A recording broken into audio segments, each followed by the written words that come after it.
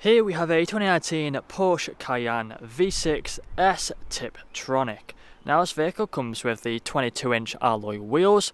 We also have the black exterior paintwork. We have the daytime running headlights.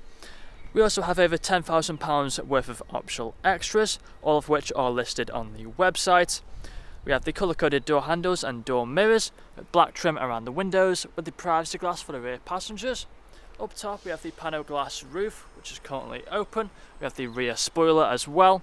We also have front and rear parking sensors with a visual display and a reversing camera as well. We also have the quad tip exhaust at the rear and a power assisted tailgate.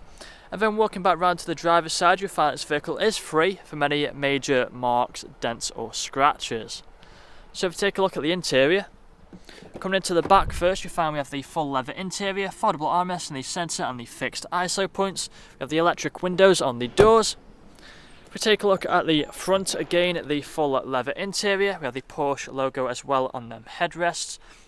There is a look at them two front seats, both electrically adjustable with the memory functions, and they are also both heated as well.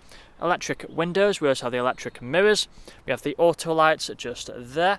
We also have a multifunctional steering wheel which has the paddle shifters on either side. We have the digital screens either side of the gauge just there on the dashboard. We also have the speed limiter and the cruise control just down there. We have the main infotainment screen in the centre, which has the lights of the sat-nav on there. We also have the DAB radio, a range of media. We have the Apple CarPlay, Android Auto. We also have a range of different drive modes as well, including the off-road drive modes. We also have the sport mode, the different suspension settings as well. The steering wheel is also heated. We have a button just behind there to turn the heated steering wheel on. But that's all that I'm going to show you guys today. Once this vehicle gets a full valet, we'll do a more in-depth video. If you'd like to find out more, then please check out the website. Thank you for watching.